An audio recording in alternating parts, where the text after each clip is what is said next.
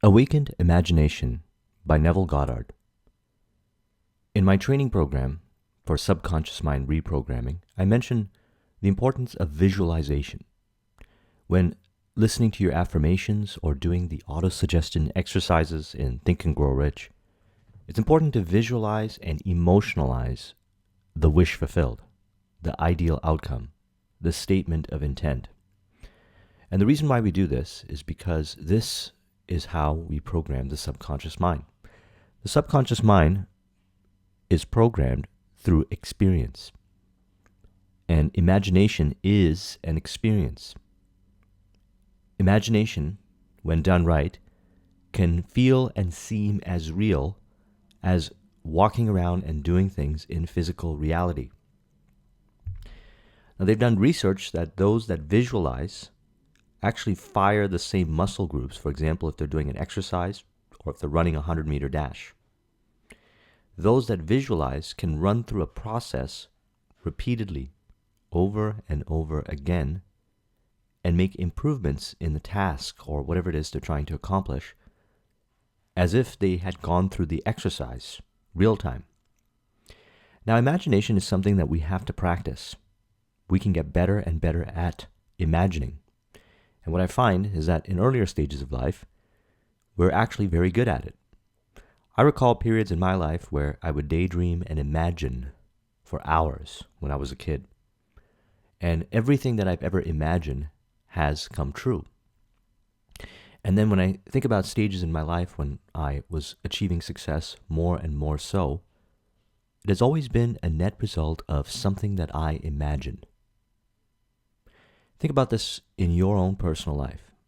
Reflect back on your experiences, and you'll realize that everything that you have ever created in your reality came as a net result of something that you imagined. And a lot of times, if you created something that was so contrarian or so different or so unique, it was a result of an imagination or an idea that was so unique, but you believed in it as if it was real, to the point where behaviors and opportunities and people were drawn to you, and the behaviors manifested from you in an optimal way to create the outcome of your vision into reality. Thus, it is then important to invest a bunch of time to practice imagination. It is important then to realize that imagination is reality. If you think about something and you imagine it long enough, it shows up in the external world. If you have any doubts or fears surrounding the imagination, that will show up accordingly. Because whatever it is that you imagine shows up. And the deeper the intensity, the more vivid the focus, the more present you are to the emotions and the sensations as it inspires and uplifts you in relation to your imagination, in relation to your vision, the faster the creation, the faster the automatic nature of your behaviors to bring it forth into reality. By imagination, we have the power to be anything we desire to be. Through imagination, we disarm and transform the world or the violence of the world. In the most intimate as well as the most casual relationships become imaginative as we awaken to the mystery hid from the ages. That Christ in us, our imagination. We then realize that only as we live by imagination can we truly be said to live at all. We then realize, I'll say this again, that only as we live by imagination can we truly be said to live at all. Now reflect how this is true in your life. Think of moments in your life where you felt the most alive. Notice how you had a very active imagination, submerged in the ideas, the inspiration, the creative faculties of your mind. And as you were submerged in your imagination, you were passionate. You felt alive. If someone asked you, how did you feel? You probably said, I felt alive. Also, think about a time in your life when you weren't practicing, visualizing and imagining the possibility and visualizing with knowingness, with absolute faith and conviction that it is going to be brought forth. This is probably a time where you didn't feel alive. You had no desire, no direction. So then it's important that right now we begin to imagine. If it's not something that you do regularly, to go back to that. Sit down and allow your mind to imagine. In the world that we live in today, we need to make sure with everything that we're doing, the time is dedicated to imagining, visualizing. And this is why subconscious audio reprogramming is so powerful, because we have to sit down and we have to concentrate. We have to practice imagining being ourselves, the person that we aspire to become. We actually have to carve out time to be able to do this. If you do not carve out time to imagine, you're going to feel like something is missing. And the reason is because that when we imagine, that is what we are really living. So reflect upon this for a moment. Whatever you believe, whatever you imagine, whatever you think about, becomes a reality, both positive and negative. And as we go about navigating the world, we are being programmed by the external world. And as a result of that programming, which goes in the subconscious mind, we create accordingly. It influences our words, our actions, our behaviors, and the results that we have. By dedicating time to imagine, to visualize, and really carve out what it is that you're looking to achieve in your mind and feel it, you are taking the power back. You are realizing that by taking this power back, that is what is living. Because as you focus on that visualization, that imagination, you bring it forth in the external world through attracting others, through placing awareness to what is related automatically outside of your practice and your visualization, to automatically manifesting the behaviors, the optimal behaviors. Think about this for a moment. In times of your life, when you had active imagination towards that you desired, did you not notice that your behaviors seemed automatic? You are more likely to take action, optimal action, than other times in your life when you didn't imagine. And perhaps in those other times in your life, you were imagining unintentionally, imagining things you didn't want to see happen as a result of the facts in the external world. The facts in the external world was driving your imagination. And if the facts are disempowering, then the manifestations of what you were doing was disempowerment. Experience has convinced me that an assumption, though false, if persisted in, will harden into fact, that continuous imagination is sufficient for all things, and all my reasonable plans and actions will never make up for the lack of continuous imagination. An assumption, through false, if persisted in, will harden into fact. If you were to sit down and you were to visualize the ideal scenario of your life, your dream, what you are looking to create, and as you visualize it, you feel limitless. You start to feel more and more realized that the possibility exists for you to achieve it. However, if you visualize what it is that you are trying to create, and you instill in your visualization doubts based on facts that you have received from the external world, you further embed that visualization in the subconscious mind and create accordingly. So thus, when it's time to visualize, when you carve out that time to sit down and really focus on the wish fulfilled, the feeling, the thought visualization of the outcome desired, that you focus on empowerment, positivity, that you can do. If you find yourself imagining doubts or fears, you must run through the process again and again and again till those doubts and fears have been eliminated, and that you are in 100% conviction to imagine the wish fulfilled as a reality right now. And with done through repetition, notice how reality looks different. As you go about the world, as you navigate reality, notice how you feel. Notice how you look at people, circumstances, and situations, environments. Notice the new meaning that you are creating that is empowering, that is related to your vision automatically. This is how you know if you're doing it right. Truth depends upon the intensity of the imagination, not upon external facts. If you really want to take the power in your hands, and you really want to create reality based on what you want, what you really want, then this statement is very important. Truth depends upon the intensity of the imagination, not upon external facts.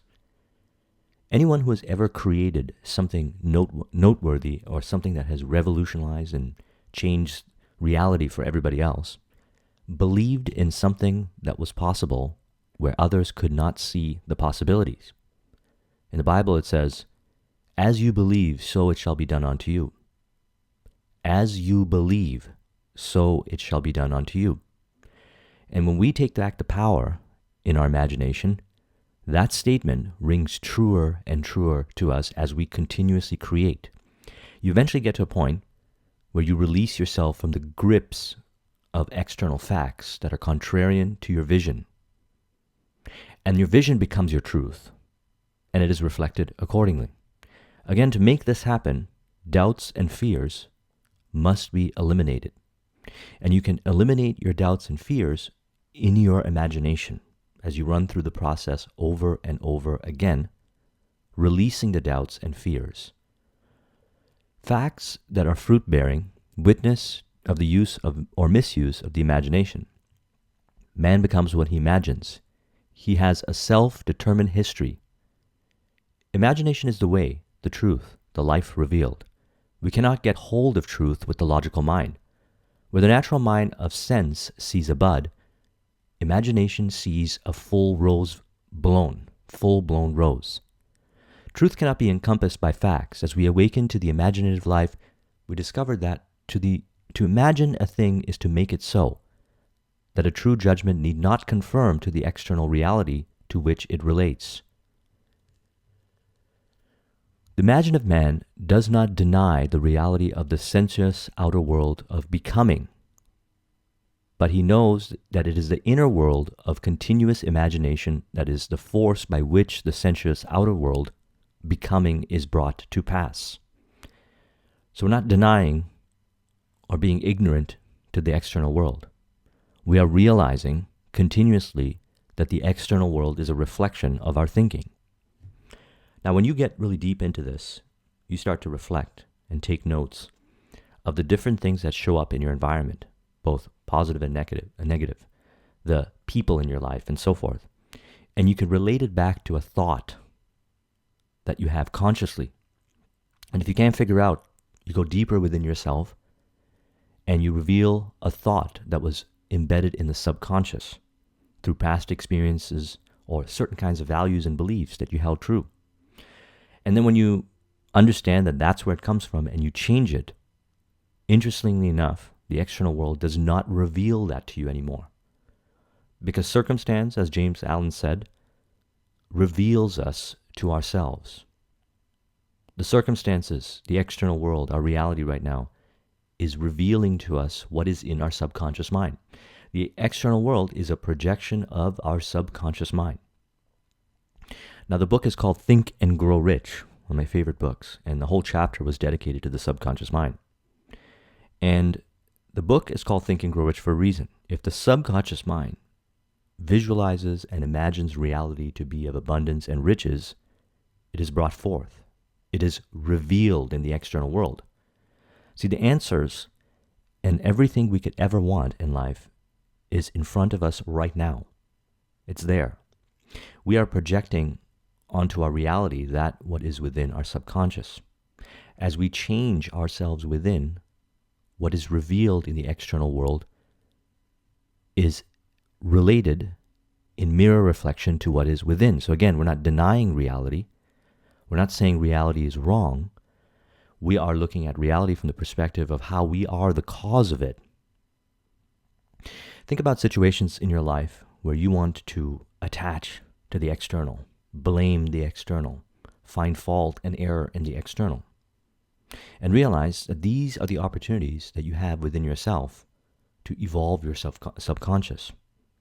I've looked at many situations in my life where I believe to be completely external. And as I started to evolve on this journey and practice what it is that we discuss, I started to realize and find myself as the cause of that. Sometimes unintentionally so, because information is programmed in our subconscious at an early age. We don't have control over that. But as we mature in life, it is our responsibility to go in and reprogram that information. Otherwise, we'll keep creating reality over and over and again from those perspectives. He sees the outer world and all its happenings as projections of the inner world of imagination. So we're going a little deeper here. Your imagination is both conscious and subconscious. Reflect back on the thoughts that you have when you are alone. If you were to lay down, sit down, close your eyes, and allow your mind to wander, where does it wander to? Positivity, uplifting, creation, abundance, or negativity, anger, fear, frustration? That what your mind wanders to automatically is contained within your subconscious. That is a revelation of what is in your subconscious. When you adjust what is within your subconscious, and I'll speak from experience, you find yourself in great joy and bliss when you are in solitude. Those that have not made peace with aspects of their subconscious through conscious reprogramming of the subconscious will be frustrated, angry, and fearful in solitude, would not want to be alone with themselves. So they distract themselves by being submerged in the external, to hide from what is within, only repressing what is in the subconscious deeper and deeper, and still manifesting accordingly in the external world in some shape or form. Those that have the confidence to go within themselves and reprogram the subconscious mind will eventually find great joy and peace and happiness in solitude as they imagine freely that which comes from a place of abundance that they would like to consciously create in their reality. And as a result, confidence, faith, and realizing that the power is within is the modus operandi, how they go about reality with everything they do, with everyone that they interact with. They see themselves as the cause, and they take responsibility for everything. That's the key. If we do not make peace with ourselves within and understand how our imagination works and how to adjust our imagination internally, then we're not going to take the responsibility needed to change the world, our world. The world is our world. It's a reflection of who we are. And when we change ourselves within, we navigate reality by taking responsibility. We take responsibility for others. We take responsibility for ourselves. We take responsibility for the environment. We take responsibility for everything because it is a projection of who we are. To not take responsibility, to deny the responsibility, which, by the way, flows. See, responsibility is not something of stress. If you feel stress related to responsibility, then that's not real responsibility. Real responsibility is peace and acceptance and joyous changing yourself within and reflecting it outwards accordingly. Let's go deeper into within. The kingdom of heaven is within you. Luke 17:21. The kingdom of heaven is within you. It is your imagination. And your ability to adjust your imagination and reprogram your imagination reveals that so in the external world, both in feelings, emotions, and circumstances that are desirable or lack thereof. You have the ability to unlock that within you. The world, which is described from observation as a manifestation of the mental activity of the observer. When man discovers that his world is his own mental activity made visible, that no man can come unto him except he draws him, and that there is no one to change but himself, his own imaginative self, his first impulse is to reshape the world in the image of his ideal. True change in your ability to influence reality, the external world, comes from within. When we think of somebody who's influential and they're creating change, they have first influenced and created change within in their imagination. And so if we want to follow suit with that, we have to constantly reflect of where we are not taking responsibility. There's tons of opportunity for this. As you go about every single day, reveal to yourself, understand where you're giving the power away, where you are finding happiness in the external versus internal, where you are sharing well-being and happiness rather than taking well-being and happiness or demanding it or expecting it. Demanding, expecting, and taking happiness from the external world is a revelation of giving your power away. Sharing and experiencing and reflecting on that what comes from within the happiness with another, with environment and situation, circumstances, is a reflection of the power that you create your reality. And if you navigate reality like that, then these statements that I mentioned are true to you. And then what I'm saying is really what you really know. Now, the interesting thing is this. We are all the same. We all have the same deep nature. We are all basically good. So no matter where you are in life, some or all this information will ring true to you because it speaks to a very deep part of you, something that you've always known and something you've always experienced. And in the times in your life when you had the greatest joy, happiness, and results and success, it was during these times where you were implementing what was discussed or what is being discussed in this video, what was discussed in this book. It started with your imagination. And from your imagination, you are reshaping the world to that of what you desire. And as mentioned here, when you realize that everything is a manifestation of self, then you go to work on changing yourself and you rapidly evolve within as you observe the world around you rapidly evolve. You transform others, you transform circumstance, you transform environment, and you do it with such command and power and ease because you realize that you have all the power within. And you can do this by seeing yourself to be a certain way. Louise Hay, who is the author of You Can Heal Your Life, mentions that pretty much all our problems in our life come from not loving ourselves, not having enough love for ourselves. And not having enough love for ourselves or not loving ourselves is reflected in the world by not experiencing love. Now, the same is to be said about abundance, joy, happiness, well-being, prosperity, etc. So again, it goes back to our truth that it's our imagination that creates our reality. And if the subconscious manifests lack of love as imagination, it's reflected externally accordingly. But if the subconscious mind loves, or if you love yourself and your subconscious programming is in alignment with ever-evolving love for yourself, the external world ever-evolvingly loves you. You attract relationships, friendships, people in your life that reflect accordingly. But his ideal is not so easily incarnated. In that moment where he ceases to conform to external discipline, he must impose himself a far more rigorous discipline, the self-discipline upon which the realization of his ideal depends.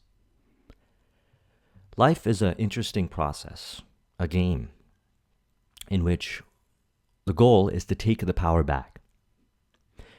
Whatever reason why we gave the power away, maybe it was past experiences in childhood and so forth, we get to a point where we have to start taking the power back in our hands.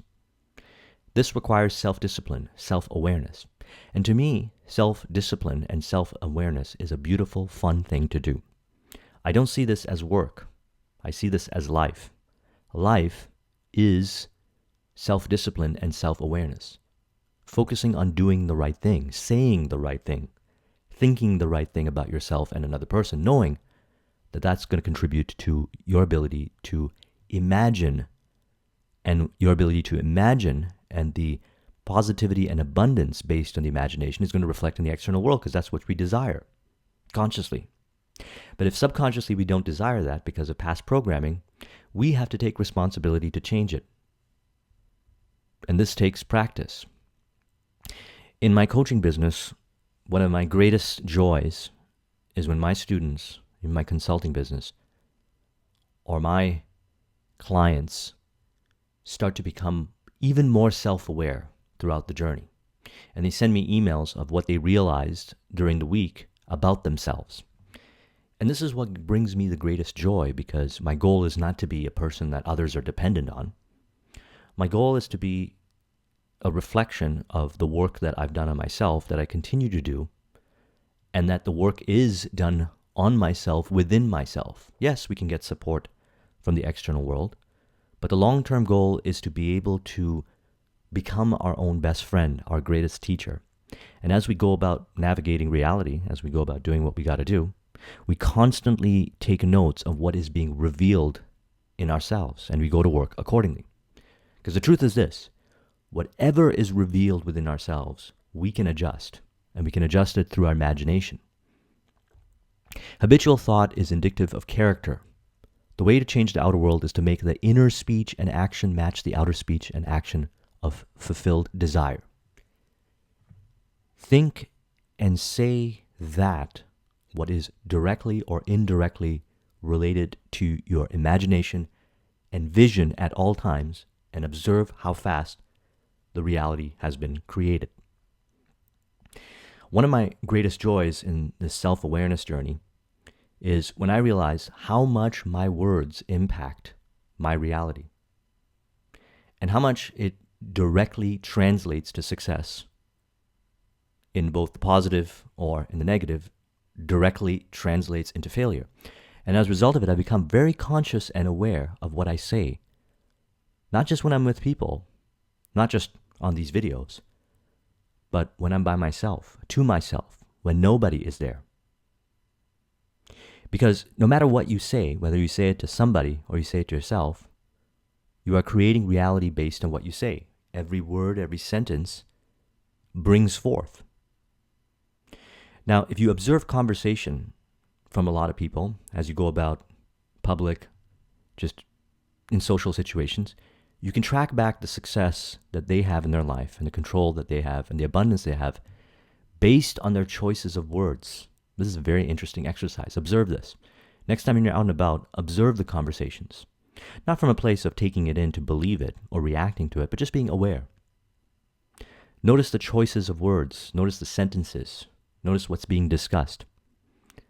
Are these their own ways of thinking? Or are these ways of thinking that was programmed to them by themselves, by allowing it through certain kinds of movies they watch, or certain kinds of music, or being around people, and they don't know. They don't understand about how what they're saying is creating their reality. So I empathize. I don't look down upon people. I understand. When we get access to this knowledge, however, we have to flip it around and say, we're going to be the cause. We're going to be the change. We're going to change our own reality.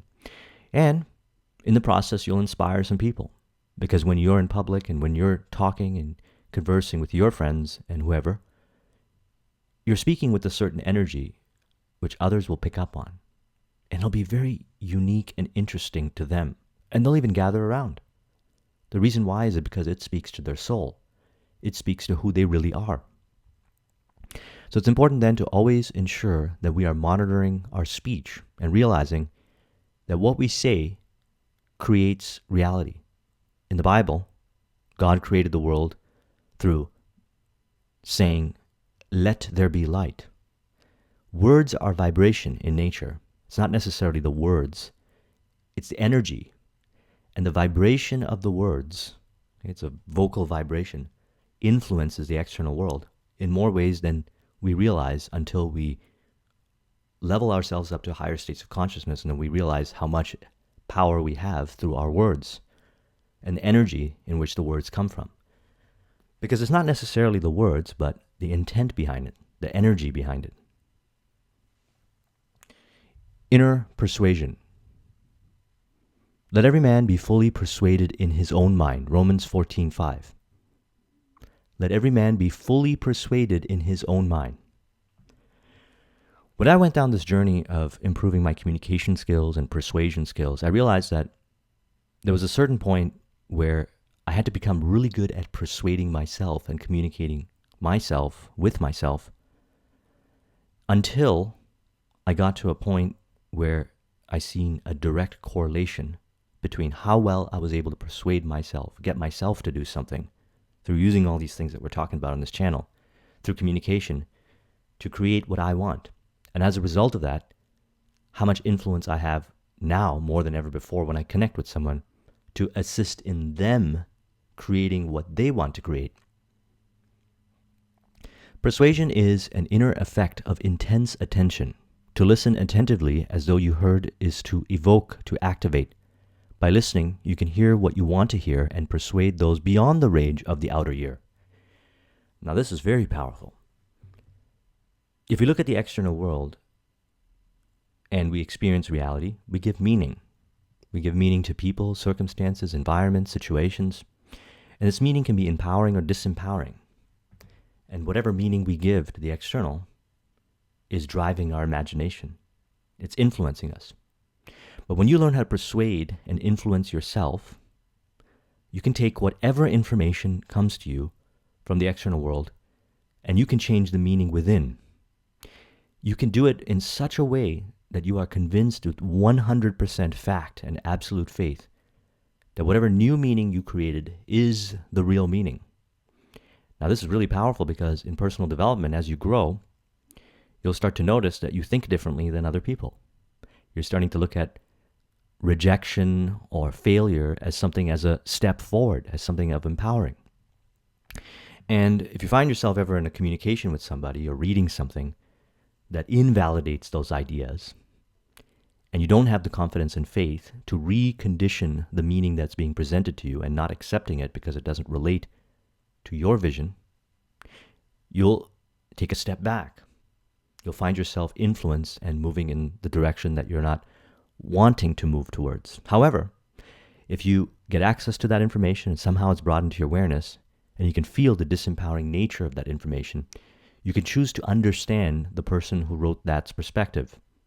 You can empathize with them and say, I understand, and I choose this meaning.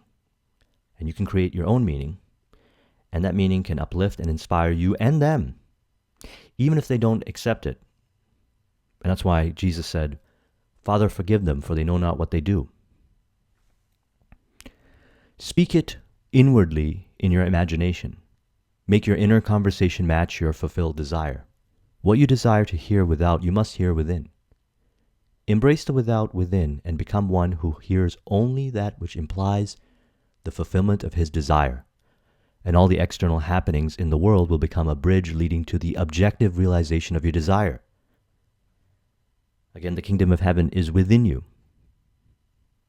Your inner speech is perpetually written all around you in happenings.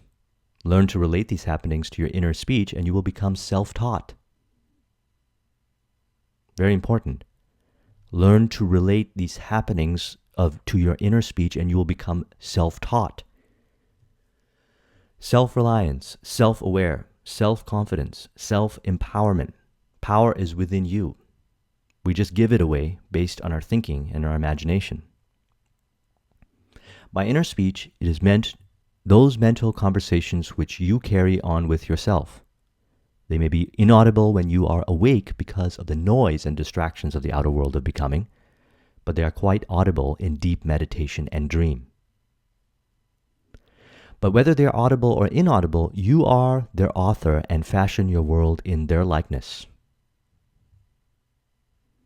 The whole manifested world goes to show us what use we have made of the word inner speech. An uncritical observation of our inner talking will reveal to us the ideas from which we view the world. Inner talking mirrors our imagination, and our imagination mirrors the state with which it is fused. If the state with which we are fused is the cause of the phenomena of our life, then we are relieved of the burden of wondering what to do, for we have no alternative but to identify ourselves with our aim. And inasmuch as the state with which we are identified mirrors itself in our inner speech, then to change the state with which we are fused, we must first change our inner talking. It is our inner conversation which makes tomorrow's facts. Again, so much in reality has been created as a result of someone's imagination their inner conversation driving that imagination, their faith in their own unique perspective, brought out unique creation in reality. Computers, wireless, phones, apps, different kinds of technologies that we have, different kinds of belief systems that influence to reprogram our own mind. These advanced technologies of human evolution and development came as a result of someone that believed in a possibility of something beyond what already exists and facts that even deny it. And when they hold true to it, some way, somehow it shows up. That's one of the biggest elements of the teachings from Neville Goddard, is to not worry about how it's going to happen, to keep your focus and attention on the imagination and observe reality as it starts to happen. And that's validation and enough proof that it is working. We're leaving it to the power of the subconscious mind, which has more power than the conscious mind.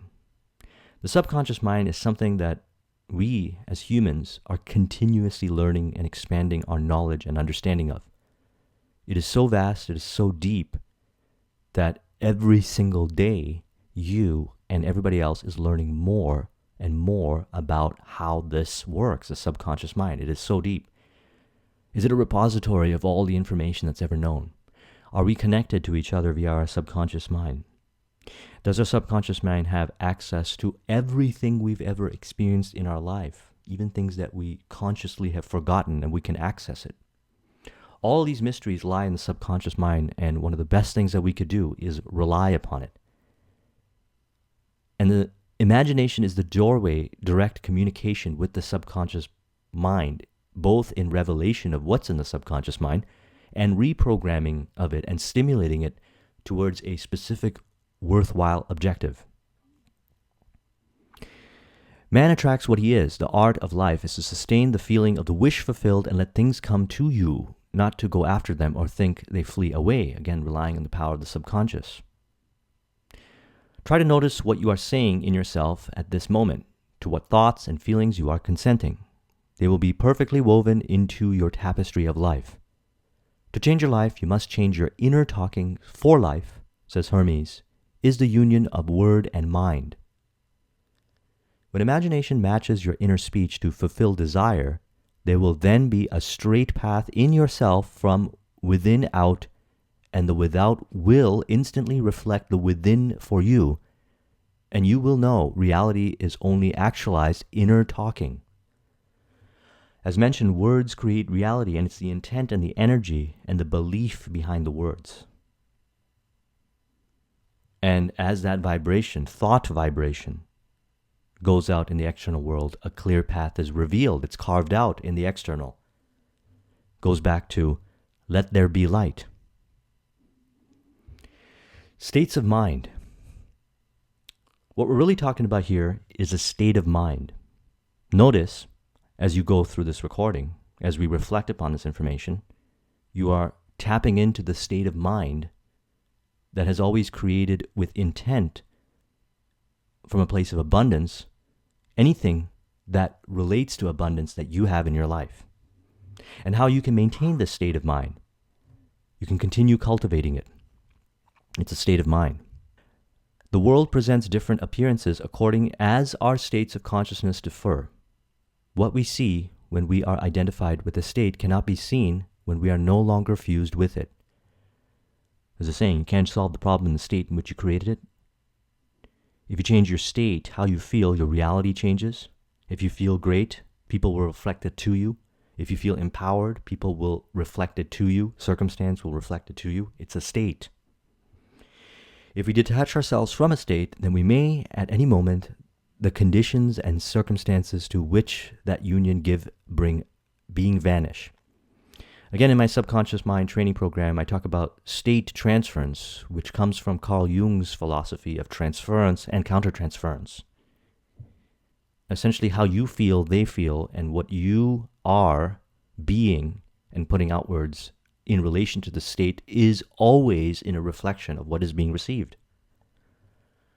So thus, when we are leading others, when we're transforming others, it's important to bring our state of transformation at the intent level or the outcome level of that which mirrors the desire of the other individual. And again, all we're doing is we're changing ourselves within. Man lives by committing himself to invisible states. This is invisible. Okay, read the book Pitch Anything if you're in the business world, and watch the video I did on Oren Klaff's book Pitch Anything, because we talk about frame control. Frame control. It's a concept in NLP which refers to your state and your ability to be in that state and believe that state to be so as absolute and transfer that to another person, because you have the dominant being, not from a place necessarily of force, but real power, that is the way it is. And that's a state that you're committed to. This being that we're discussing here of creating based on abundance. By fusing his imagination with what he knows to be other than himself, and in this union he experiences the results of that fusion. No one can lose what he has saved by detachment from the state where the things experienced have their natural life. Every state is already there as mere possibility, as long as you think of it, but is overpoweringly real when you think from it. Now this is interesting. It's not so much the state, but how you think and how you behave and how you feel from when you are in that state, when you're in that vibration. Now these concepts might seem kind of nebulous and esoteric in the beginning, but we can reflect back on our own personal experiences to realize this, to make this concrete, because we've all been through this.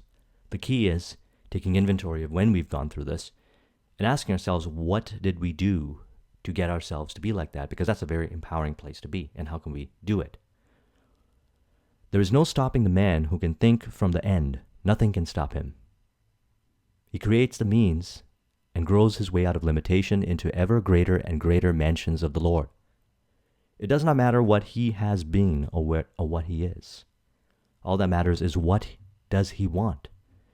He knows that the world is a manifestation of the mental activity which goes on within himself, so he strives to determine and control the ends from which he thinks. So controls the ends from which you think within yourself in your imagination. That's where the control is. That's where the power is. Let's talk about how at a high level and get into a little bit of details. To realize your desire, an action must start in your imagination. Apart from the evidence of the senses involving movement of self and implying fulfillment of your desire, whenever it is the action which the outer self takes to appease desire, that desire will be realized. So to realize desire, an action must start in your imagination. In other words, you have to first believe it's possible. When you believe it's possible, you then begin to imagine the wish fulfilled from this perspective of possibility. And you do it with repetition. And that's why I recommend subconscious reprogramming audios and affirmations, because that helps, because with each affirmation you meditate upon the end result. If you will construct mentally a drama which implies that you have realized your objective, then close your eyes and drop your thoughts inward, centering your imagination. All the while in the predetermined action, and partake in that action, you will become a self-determined being. It is a most healthy and productive exercise to daily relive the day as you wish you had lived it, revising the scenes to make them conform to your ideals. Now this is really powerful. This is similar to timeline regression.